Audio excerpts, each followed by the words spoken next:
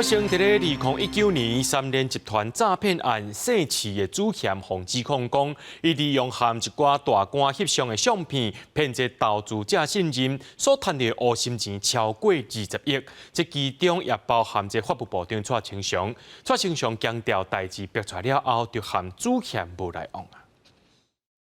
大大办公开相片。 包括前总统陈水扁、马英九、高雄市长陈其迈、监察院长张鹏啊、国民党前主席吴敦义，甲几名拿力政要做伙，伊就是涉嫌犯3联骗钱的4期主犯。连司法机关的首长、法务部长蔡清祥嘛在内，洪志义因相人毋是普通的交情。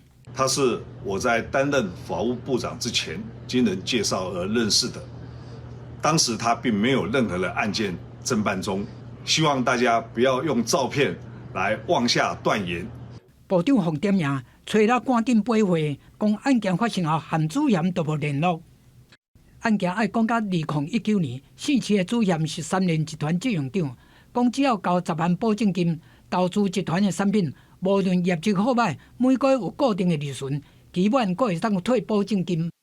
洪志讲用高利润的话术，配合政商名流做伙翕相，处理民众的信任，金额超过20亿。 这种手路都亲像最近公告的 IMB 金钱骗术。他缴了20年房贷，房子里面有产值啊。那业务员怂恿就是说，其实你可以做套利。我们做理财也是希望说能够把房贷的那个压力往下压。今日历史重演，毕业人崔乐和专家做伙出面，分享防诈要点。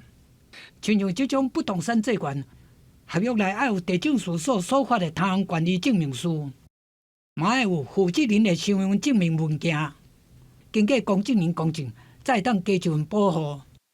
验过查了状元财，即马嘛有诈骗集团上着商务航空公司的董事长张国伟，伫面册放广告，用张国伟的名来诈骗，讲要成立选股会，无定期提供内部资讯，下晡阁有几百个人起赞，可见国内诈骗泛滥。